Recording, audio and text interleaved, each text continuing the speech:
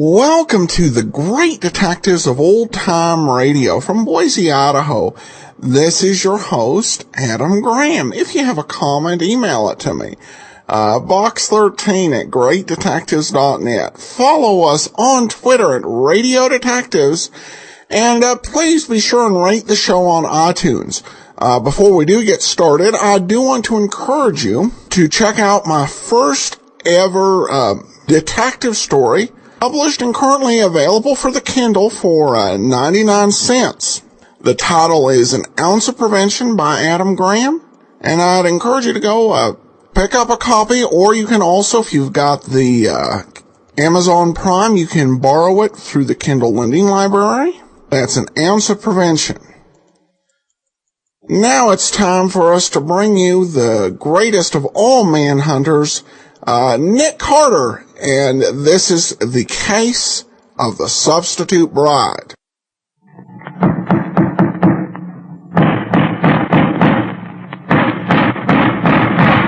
What's the matter? What is it? Another case for Nick Carter, master detective.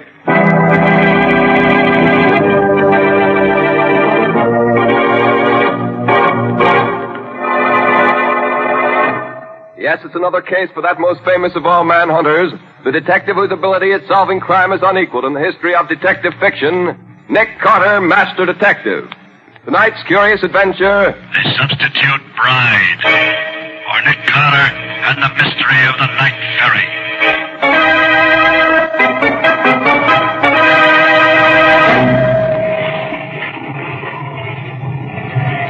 Here, take your hands off me. No, what are you doing? Let me go. Put me down. No, stop it.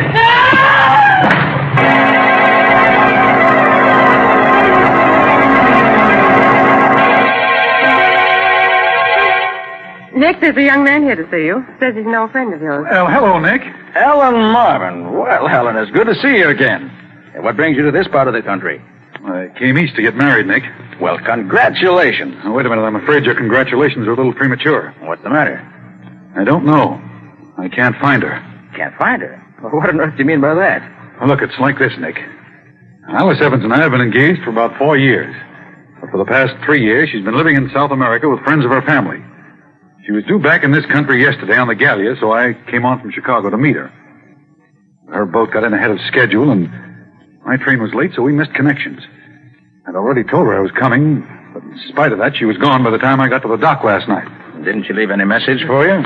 No, not a word. That's odd. And she has no friends in this part of the country that she could stay with. Well, didn't anyone at the boat know where she went? Well, apparently not, Nick. The stewardess says a boy brought her a note, and as soon as she read it, she got dressed and went ashore. There was a taxi waiting for her, and she went off in it. An hour later, an expressman called for her trunks. Perhaps she went to a hotel. Hotel? But why should she do that when I told her that I'd meet her at the boat? No, Nick. Something has happened to her, I'm sure of it. Nick, the morning paper says that there's a Miss Alice Evans registered at the Hamilton Park Hotel. What's that? Would that be the same girl? Here, let me see that, will you? Quick. Right here. Well, then she did go to a hotel. Oh, gee, what a fool I was for worrying you, Nick. I'll think nothing of it, Alan. Glad you found her. Well, if you don't mind, Nick, I think I'll... Sure, go right ahead. I know how anxious you are to see her. Hey, look, Nick, why don't you come with me? I'd like very much to have you meet her. Well, Alan, this seems hardly the time to... Oh, come on. No, Nick, come on. I want you to meet her. You'll like her. Well, all right, if you insist. But I've heard it said that 3 is usually a crowd, especially after 2 of them been separated for 3 years.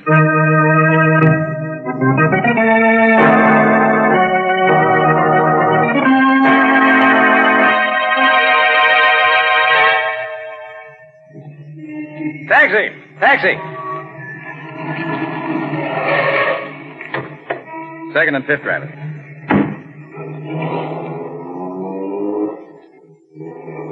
Well, Ellen, I gather that you feel that our visit to the young lady was not a complete success. Nick, something's wrong.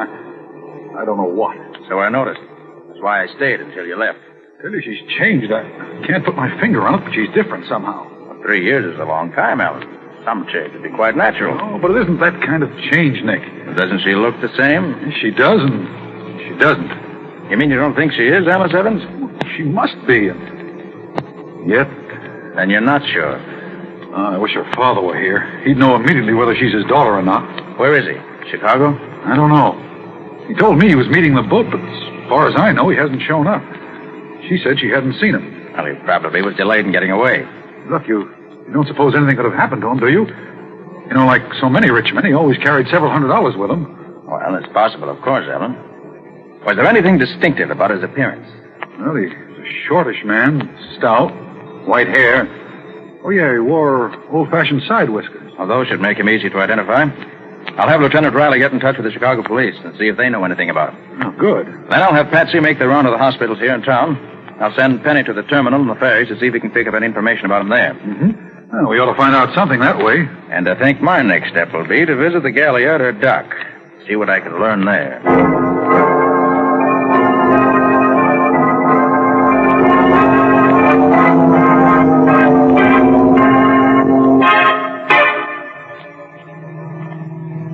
The main reason I'm taking you to see Miss Evans, Purser, is that I want you to tell me whether or not she's the girl who made the trip up from South America with you. I understand, sir. Now, you, the purser of the Gallia, probably had as good a chance to see her as anyone. Oh, why, yes, sir, but none of us saw her very much.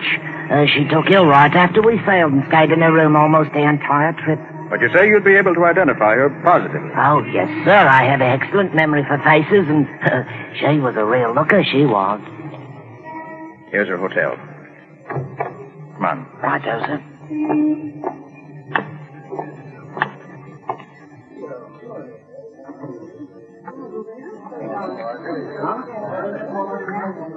Here, we can take this elevator. 3, please.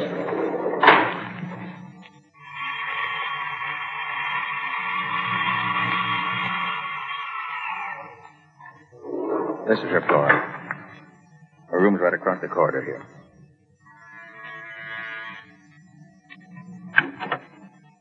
Oh, come in, Mr. Carter. Thank you, Miss Evans. You, of course, know this gentleman, Miss Evans? Why, well, let me see. Oh, it's hardly fair to expect her to remember me, Mr. Carter. She was so ill every time I saw her that I doubt if she'd ever really got a good look at me the whole voyage. Oh, why, of course. Now I know who you are. You're one of the officers off the Gallia. We came up from South America together. That's right, Mum. See, sir, she knows me right enough. Oh, I knew I'd seen you somewhere. If I hadn't been so sick, I'd have remembered you at once. I see. Well, Miss Evans, our call is really in the nature of business. The purser found a valuable lot of jewelry left behind in the ship, and I was called in to help find the owner. As it was near your cabin, we come to you first. I haven't missed any of my jewels, but I'll let you know if I do. Thank you. Have you had any word from your father yet? No, not a word. Do you suppose anything's happened to him? What did he look like, Miss Evans? Why, he was... Yes. I'll show you his picture. You can tell better by that. Here you are, Mr. Carter. That's my father. Are you a detective? Yes, Miss Evans. I am. Then you must find him for me. I don't care what it costs. Very well, I'll see what I can do. Shall we go, Purser? Oh, yes, sir. Good day, miss, and good luck to you. Goodbye, and thank you. I'll let you know as soon as I learn anything, Miss Evans. Good day. Well, Purser, was that the Miss Evans who made the trip with you in the Gallia? Oh, positively, sir. I'd know her anywhere. You're sure? There's no question whatever, sir. I'd swear to it on a stack of Bibles afoot, I would.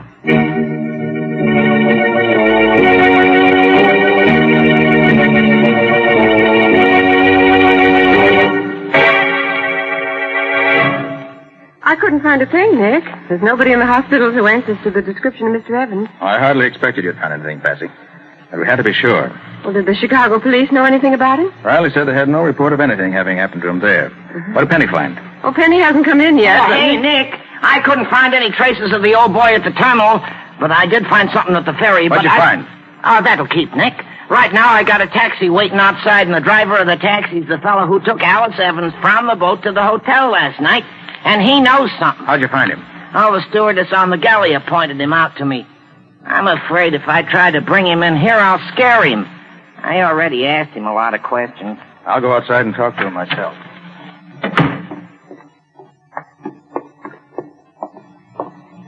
Oh, driver, I'm Nick Carter. So what? I ain't interested. But I am. I'm interested in what you can tell me about a young lady you picked up at the Gallia last night. You took her to the Hamilton Park Hotel, didn't you? All right. So what if I did? Look, you'll save yourself time and trouble if you'll answer my questions. You picked her up about 8 o'clock, didn't you? Yeah, about that. How long a drive is it to the hotel? About a half hour. Maybe if the lights was against you, 45 minutes. And how does it happen that you didn't register in at the hotel till nearly 10 o'clock? Well, Where'd you go between the time you left the Gallia and the time you reached the hotel? I stopped over the house on 22nd Street for a while. Did Miss Evans leave the cab? Yeah. She said she wanted to see Winslow's daughter. Said they went to school together. You mean it was David Winslow's house you stopped at? Yeah, I said so, didn't I? Yes, you did. Thanks. Here. This will pay you for what's on the meter and for the information. Okay. So long. Find out anything, Nick? That depends, Patsy. Now, Penny, what was the dope you got at the ferry? Well, it's like this, Nick. I found one of the ferry guards who remembered seeing an old guy with big white side whiskers get on the ferry about the time Evans' train must have got in from Chicago, see? Well, this guard got such a kick out of the whiskers that he watched for the old guy to get off the boat at the other side so he could get another gander at him. And did he? Nah, the old guy didn't get off. What? What? Are you sure? Sure. And the old guy wasn't on the boat anywhere. Well, that would sound as if something might have happened to him during that ferry ride. Oh, Ellen. Nick, I've got some news. Mr. Evans was alive this morning. Is that so? How do you know? I'll tell you. I went to see Mr. Evans' banker this afternoon to see if he had any word from him. He showed me a check that Mr. Evans had made out this morning. A check for $50,000. Dated this morning? Mm-hmm. Yes. It was made out to John Smith and endorsed by David Winslow. David Winslow? You're sure of that, Ellen? Yes, I'm sure. Why, Nick? Here's why. Last night, a girl who claims to be Alice Evans, but apparently isn't, stops off at Winslow's house on the way to the hotel. Yeah? Mr. Evans disappears last night, and yet a check made out by him this morning turns up endorsed by Winslow himself. Hey, wait a minute. That does look suspicious. Certainly does. Patsy, tomorrow morning, you and I are going to call on Mr. Winslow.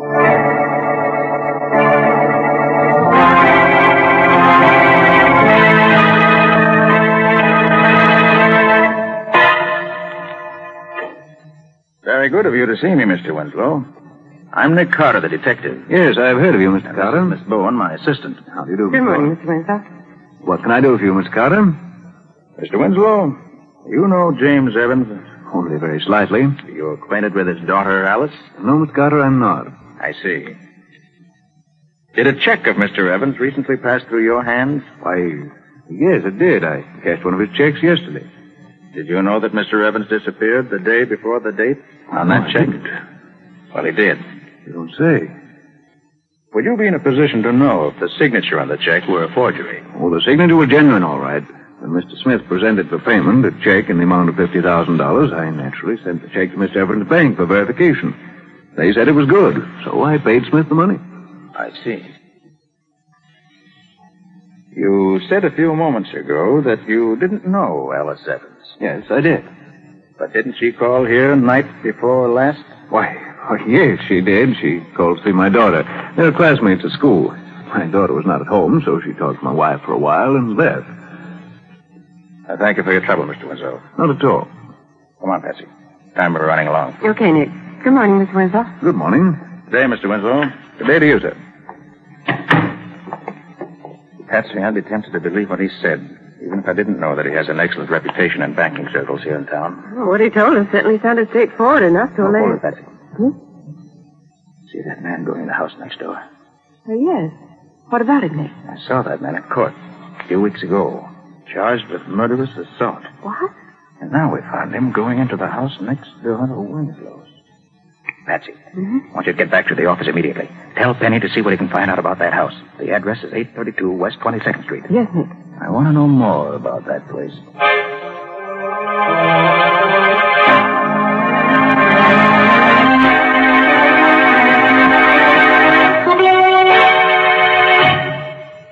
Talk clearer, Nick. What did you say that address was?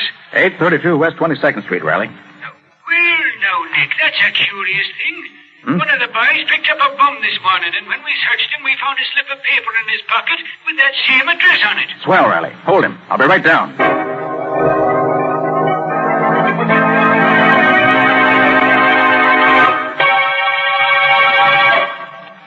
I don't know, I tell you.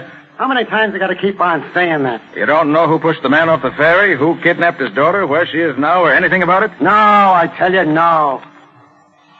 Who's the girl who's staying at the Hamilton Park Hotel under the name of Evans? Where's the Hamilton Park Hotel? All right, Baker, all right. Guess I must have you all wrong. I'll say you have. You live at 832 West 22nd Street? Well, I don't exactly... No. Who does live there? Oh, how should I know? Where does David Winslow live? Ah, right next... Who's David Winslow? Riley. Yeah, Nick? I'm through with Baker. Not the fellow I thought he was. All right, Baker. The guard's waiting for you just outside the door. He'll take you back to your cell. Okay. I hope you're getting what you're looking for, Carter. Well, Nick, what did you find? Riley, Baker thought he told me nothing. But his answers weren't as clever as he thought they were. Yeah? Actually, he told me that Evans was thrown off the ferry into the river and that he was picked up in a rowboat that was waiting for him. Well... I also discovered that he knows David Winslow and that he knows what goes on at 832 West 22nd Street. Hey. All of which, while not conclusive evidence, tells me I'm on the right track. Nice going, Nick. Well, what's next? Riley, I want you to release this man Baker at once. What? Release him, Nick. But why? I want to be sure the rest of the gang knows I'm on their trail. The first thing Baker will do when he gets out of here will be to tell them. They'll undoubtedly make some move to try and stop me. And that may bring him out in the open.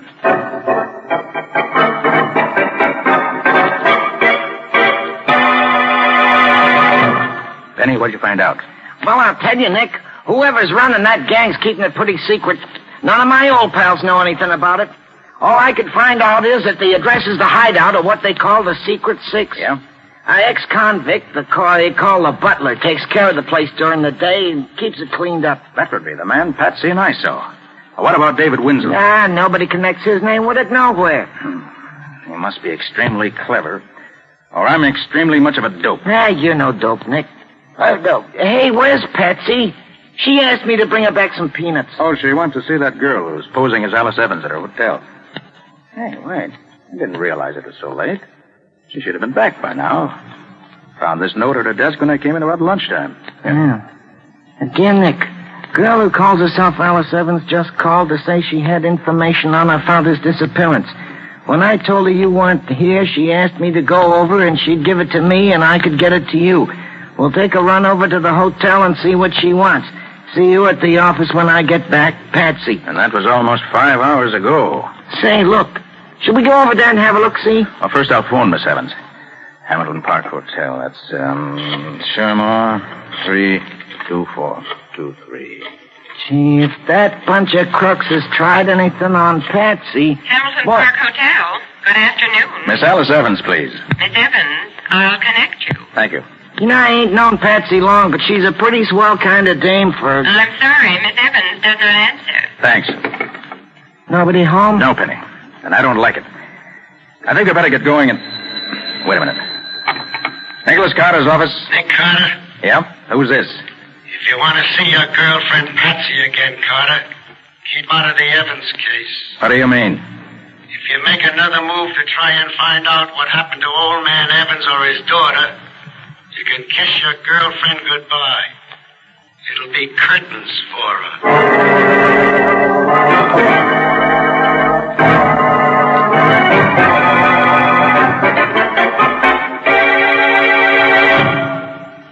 But look, Nick, just because the Secret Six meets here doesn't mean that they'll be keeping Patsy a prisoner here. I know that, Penny.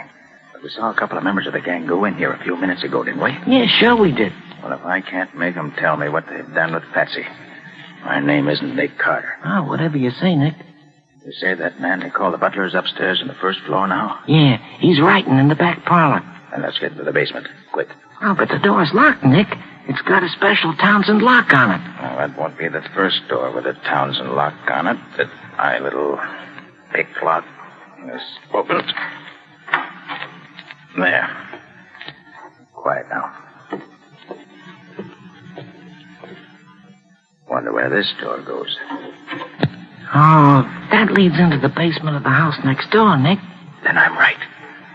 That's the basement of the house where that banker Winslow lives. He is in on this. Hey, Nick, sounds like somebody's coming down here. You're right, Penny. Here, quick. There's a storage closet. Get in here. I'll leave the door open a crack so we can watch him.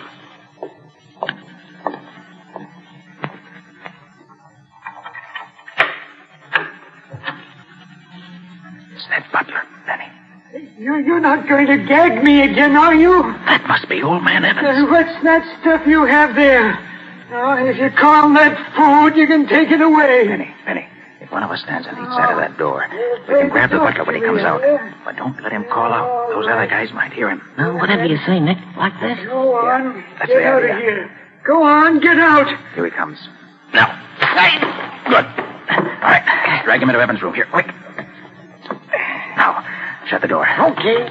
What's this? What are you doing? You're Mr. Evans, aren't you? Oh, yes, I Well, I'm am. the detective, Nick Carter. Well, thank heavens. You know where the other two men are that we saw come in here a little while ago? They're probably in the room where the gang meets at the end of this hallway, sir. Butler! That's Winslow. Quick, Mr. Evans. Yes? What does this butler's voice sound like? Why, very much like yours, except that he had a kind of dialect, no particular country, just foreign. Butler! How does the butler address Winslow? Just Senor Winslow, I think, see. sir. Yes, Senor Winslow. You call me? I've called you several times. Where have you been? I've been trying to find something in the back of the storage closet. You wish something, Senor? Yes. When the boys come in for the meeting tonight, tell them not to leave until I get here, no matter what time it is. You understand? But of course, they must not leave until you come. I will tell them. All right, and don't forget. Wait, that was amazing, Mr. Carter. It was almost a perfect imitation. All right, Penny. You better get this butler chap tied up and gagged before he comes to. Well, whatever you say, Nick. Mr. Evans. Yes? You know why you were kidnapped and brought here? Why, yes, Mr. Carter. They want my fortune. I know they've kidnapped my daughter and substituted in her place a girl who looks enough like her to be her double. They plan to have her get possession of everything she can, sir. Then they forced you to write that check for $50,000, didn't they? Yes. But, Mr. Carter, do you know where my daughter is? I'm sorry, Mr. Evans, I don't. But I expect to know very soon. Oh. Come on, Penny. Let's get down the hall and let those thugs tell us where Patsy is. Whatever you say, Nick. What do I do then?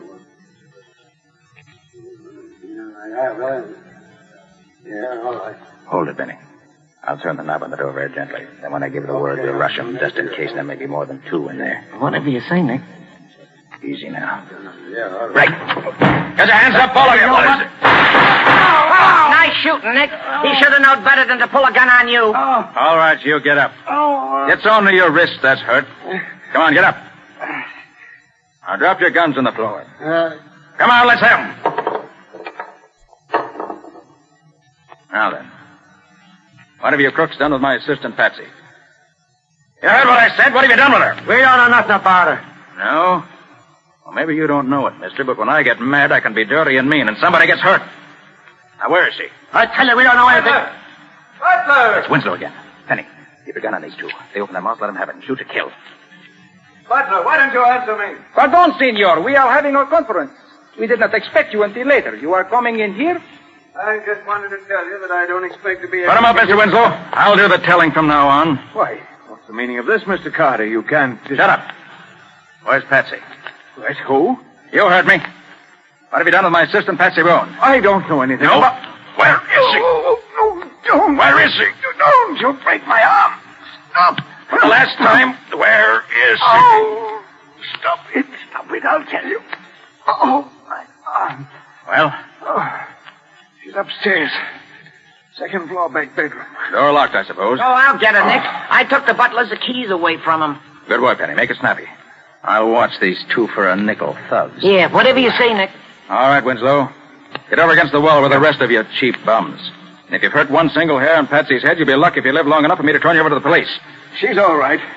We did nothing to her at all. Lucky for you. Tell me, Winslow, why'd you throw Evans off the ferry boat? Wouldn't it have been easier to have kidnapped him someplace else?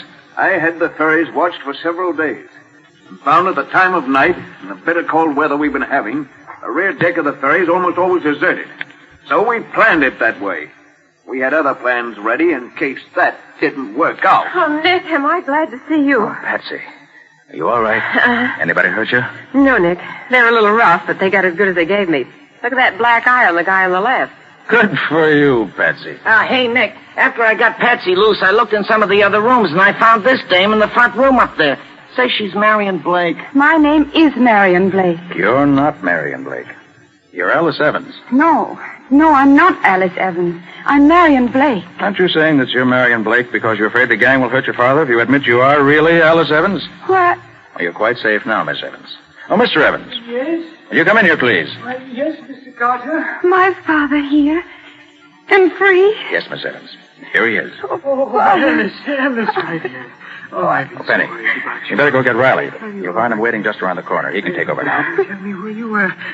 Mr. Carter, I can never thank you enough for what you've done. We owe you our lives, Alice and I. You don't owe me anything, Mr. Evans. Getting rats like these out of circulation gives me more satisfaction than anything else ever could.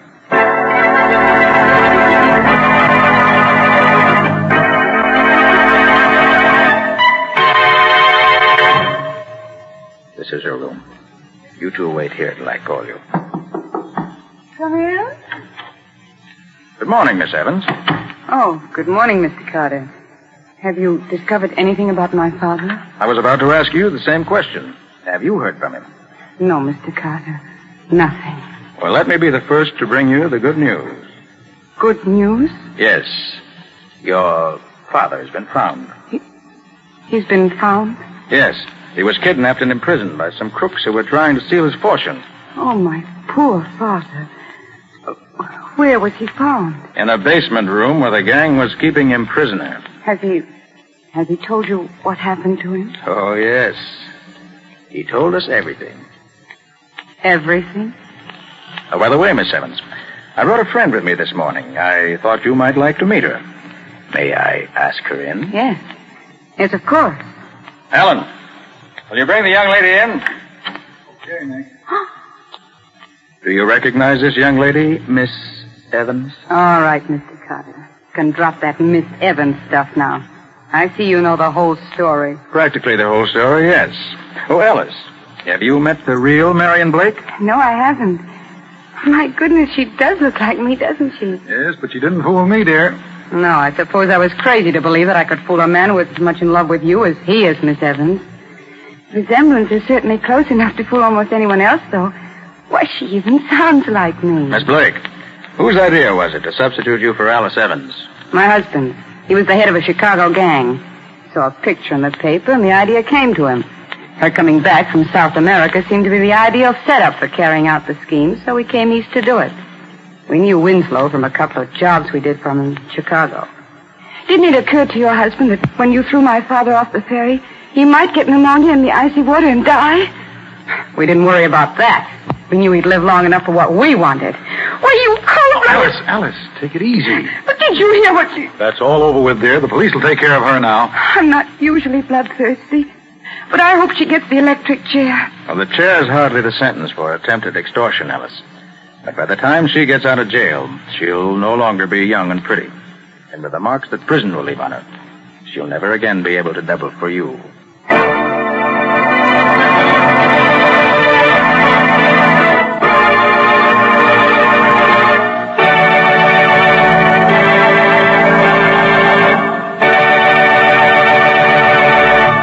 This was another strange experience of Nick Carter, Master Detective, called The Substitute Bride, or Nick Carter and the Mystery of the Night Ferry. Another of the curious adventures of Nick Carter, which are brought to you regularly at this time by WOR Mutual. And now, Nick, what strange adventure are you and Patsy going to tell us about next week? Next week, I want to tell you about a case that never seemed to be twice the same. What do you mean by that, Nick? Well, what Nick means is this. The case started out as a suicide, turned into a murder, and then disappeared entirely. And I disappeared with it. Well, all this sounds very screwy to me. Are you sure you're talking about next week's story? Nothing else but. But I'm afraid that if you want any more details, you'll have to listen to the story itself. And if you're wise, you won't miss it. It's one of our best. That it is. But for now, so long, folks. So long. And so long to you both until next week. In the strange adventure you have just heard, Nick Carter was impersonated by Lon Clark, Patsy by Helen Choate. Original music was played by Lou White. The entire production was written and directed by Jock McGregor.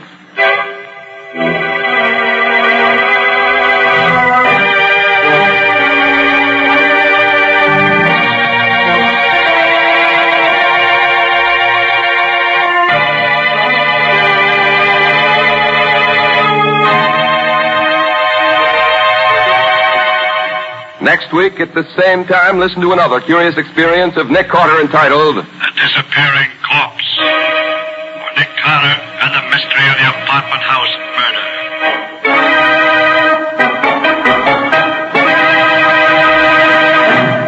This story is a copyrighted feature of Street and Smith Publications, Incorporated. The Return of Nick Carter is produced in the studios of WOR and is broadcast over most of these stations every Wednesday evening at 8:30 Eastern War Time. This is Mutual.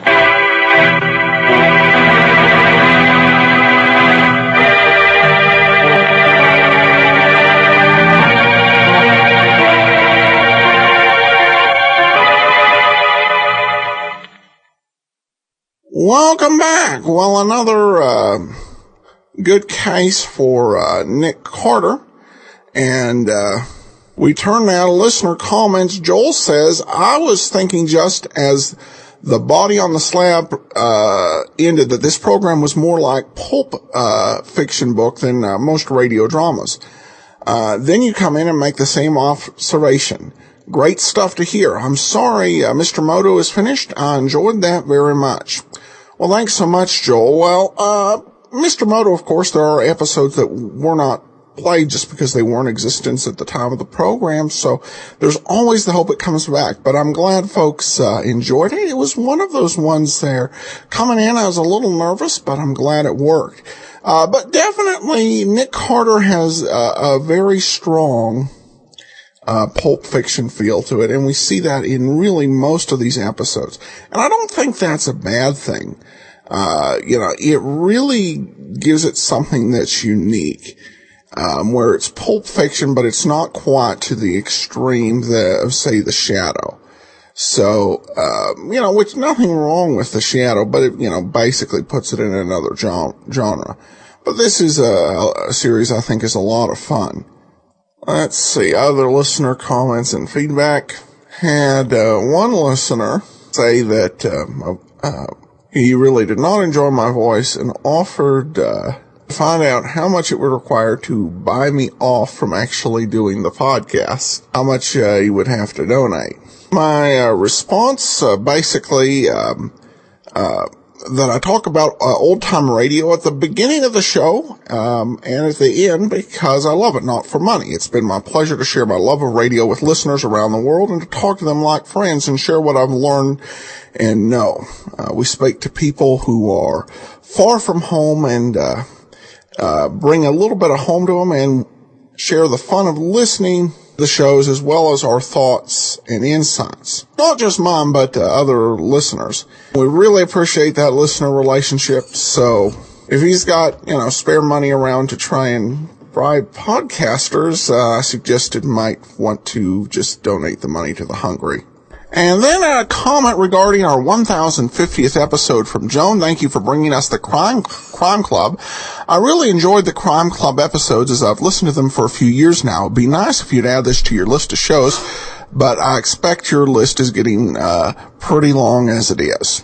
Well, thanks so much, Joan. And listeners can take a look at the list of shows. And we don't make a ton of updates, though we'll hopefully get one made by the time this airs. But the list is getting long. The big thing with a program like the Crime Club is that they don't have a consistent hero from show to show. And really, that makes them great for specials. So I have quite a few episodes of suspense. The Crime Club is the only series where I'm looking at all of the episodes to eventually play one of these days, because I like to have a special every 50 episodes or so. And if I be sure and find those like anthology programs with detective in them, be sure that we'll be able to continue to do that for a long time to come. All right, well, that will actually do it for today. We will be back tomorrow with the final part of the Lamar matter, and then join us afterwards for Dr. Tim. In the meantime, send your comments to box13 at greatdetectives.net. Follow us on Twitter at Radio Detectives, and become one of our friends on Facebook, facebook.com/Radio Detectives. From Boise, Idaho, this is your host, Adam Graham, signing off.